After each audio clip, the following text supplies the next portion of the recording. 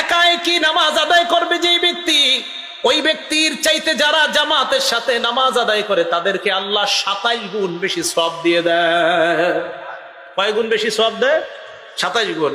আর যারা জামাতে উপস্থিত হয় না, আল্লাহ নবী বলেন লাকাদ হামামতু আন আমুরা, আমার মন চায় আমি আদেশ করি কোন এক ব্যক্তিকে আযান ইকামত দেওয়ার জন্য, সুম্মা আমুরা রাজুলান ফায়া উম্মা বিসসালাহ, এরপর এক ব্যক্তিকে বলবো ফায়া উম্মু বিন্নাস, আরেকজনকে বলবো তুমি ইমামতি করো, সুম্মা এরপর আখুযু শুলাব মিনান নার, আগুনের মশাল নিয়ে আমি ওই ব্যক্তির বাড়িতে যাই যেই ব্যক্তি আজান শোনার পরে জামাতে উপস্থিত হয় না কোনো কারণ ছাড়া, তার ঘর বাড়িগুলো আমি জ্বালায়া দেই।